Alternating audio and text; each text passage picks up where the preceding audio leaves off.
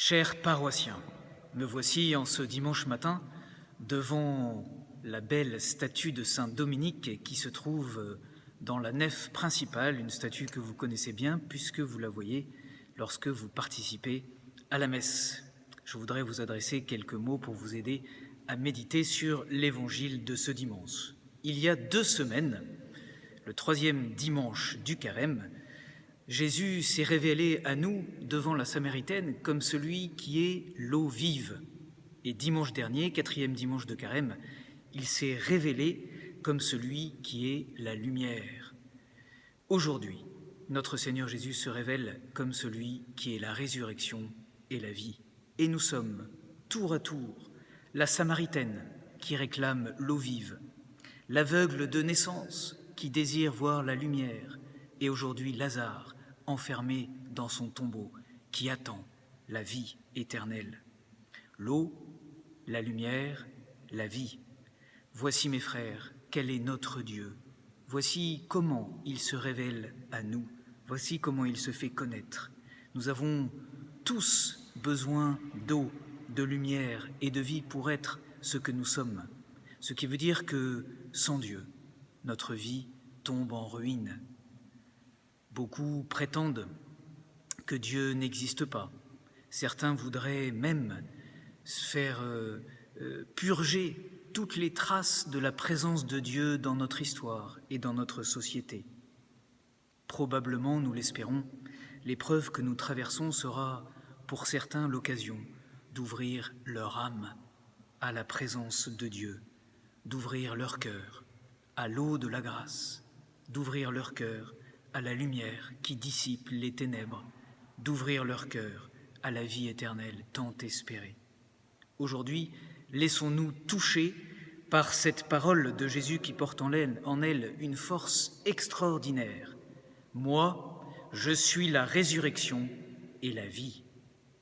En retirant la lourde pierre qui bouche le tombeau de Lazare, Jésus, en réalité, ouvre une brèche dans 3 murs qui enferment nos vies.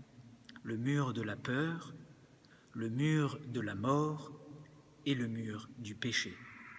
Le mur de la peur, d'abord. Depuis le péché originel, un fossé a été creusé par l'homme entre Dieu et l'homme. L'homme s'est détourné de Dieu et l'homme se fait de fausses idées sur Dieu. Il a peur de Dieu, il craint Dieu. Voyez toutes les fausses conceptions que nous avons sur Dieu. Et Dieu, depuis ce drame du péché originel, ne cesse de vouloir révéler son vrai visage, de vouloir nous dire qui il est en vérité.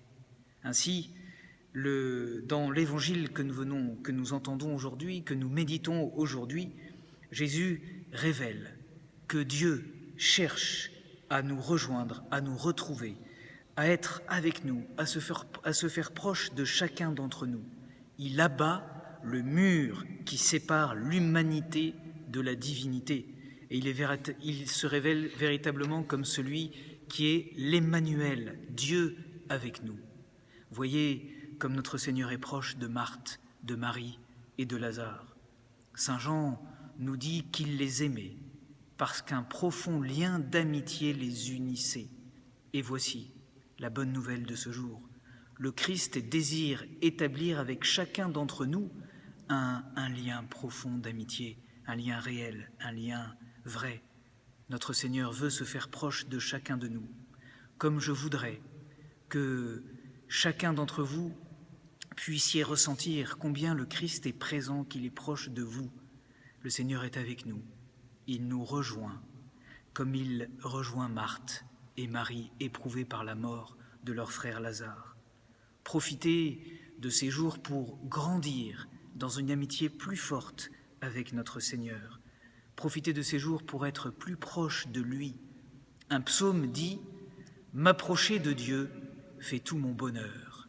Approchez-vous de lui et vous verrez que la joie grandira dans votre cœur parce que c'est le Seigneur qui s'approche de vous. » Comme Marthe, partez à la rencontre de Jésus avec promptitude, dans la prière notamment.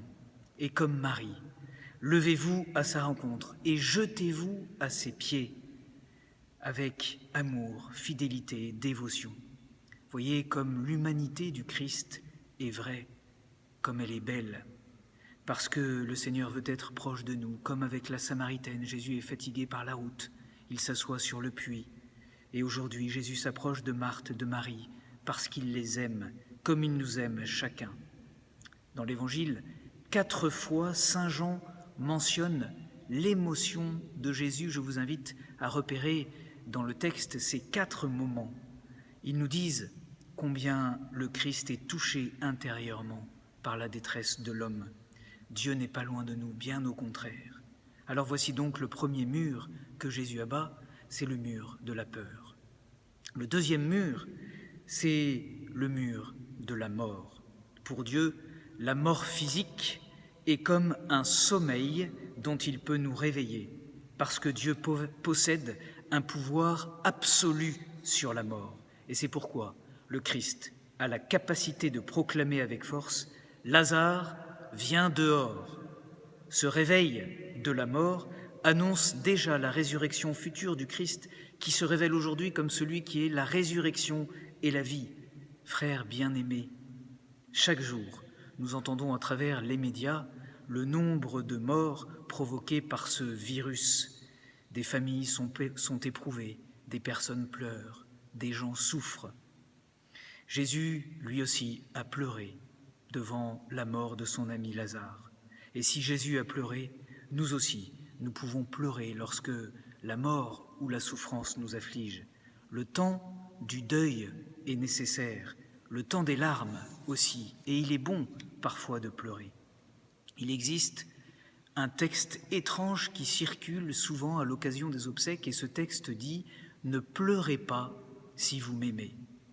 Eh bien moi j'aurais envie de vous dire au contraire, pleurez si vous aimez quelqu'un qui est mort, quelqu'un qui était de votre famille, un ami. Pleurez parce que les larmes sont le délicat témoignage de l'amour qui nous unit. Jésus lui aussi a laissé couler sur son visage des larmes amères. Et tout en pleurant, nous posons en même temps un acte de foi, un acte profond, comme l'acte de foi de Marthe. Par 2 fois, Marthe dit devant Jésus « Je sais ». Et à la fin, elle professe sa foi en Jésus Sauveur. « Seigneur, oui, je le crois, tu es le Christ, le Fils du Dieu, tu es celui qui vient dans le monde. » Et nous aussi, à la suite de Marthe, nous pouvons nous écrier « Oui, Seigneur, je crois en toi. Je crois que tu es plus fort que la mort. Je crois que tu portes la vie capable de vaincre la mort. Je crois que la mort n'est pas la fin, mais qu'elle est un passage vers la vie éternelle, vers la vie véritable. Alors, frères bien-aimés, que nous marchons vers Pâques, notre Seigneur nous donne déjà un signe de sa victoire sur la mort à travers le réveil de Lazare. Et nous pouvons, à la suite de saint Paul, nous aussi nous écrier « Mort, où est ta victoire ?» Tournez-vous vers le Seigneur Jésus, vers celui qui se montre à nous aujourd'hui comme celui qui est la résurrection et la vie. Et puis enfin, le troisième mur que Jésus veut percer, c'est le mur du péché, parce qu'il existe une seconde mort, beaucoup plus terrible que la mort physique. C'est la mort spirituelle, autrement dit, le péché. La sortie de Lazare du tombeau annonce non seulement le passage de la mort à la vie, mais elle annonce aussi le passage des ténèbres à la lumière, le passage de l'esclavage du péché à la liberté des enfants de Dieu.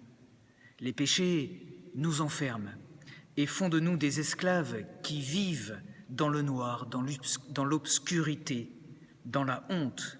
Au contraire, les actions bonnes, elles, nous font vivre dans la lumière et elles brillent devant les hommes, comme dit Jésus.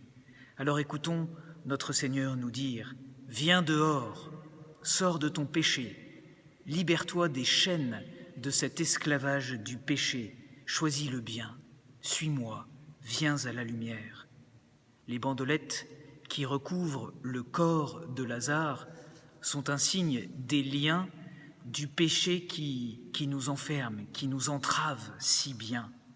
Et ces liens, le Seigneur nous en libère par sa grande miséricorde.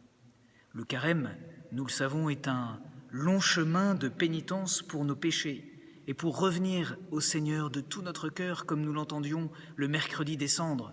Le Seigneur faisait entendre sa voix à travers le prophète qui nous disait « Revenez à moi de tout votre cœur ». Et nous aussi, nous voulons revenir au Seigneur de tout notre cœur, rejeter ce péché qui nous entrave.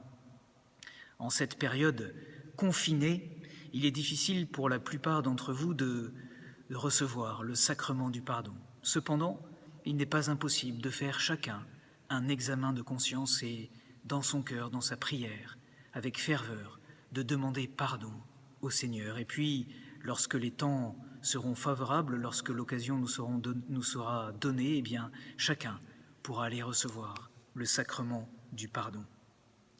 Voici donc aujourd'hui, en ce dimanche, les 3 murs que le Seigneur abat et les 3 victoires qu'il remporte. Victoire sur la peur, victoire sur la mort, victoire sur le péché. Vendredi soir, le Saint-Père a prononcé une belle méditation et a prononcé la bénédiction Urbi et Orbi, une bénédiction assortie de l'indulgence plénière. Ce fut un beau geste de prière qui mit tous les chrétiens en communion avec le Saint-Père. Et dans sa méditation, notre pape disait ceci: « C'est le temps de réorienter la route de la vie vers toi, Seigneur, et vers les autres. » Alors en ce 5e dimanche de Carême, eh bien, nous aussi, réorientons notre vie vers le Seigneur avec foi, avec ferveur. Et puis réorientons notre vie aussi vers les autres à travers tous les efforts que nous pouvons faire chaque jour et à travers, bien sûr, notre prière pour tous ceux qui sont éprouvés. Je vous souhaite à tous un très bon dimanche dans la lumière de la vie de Dieu.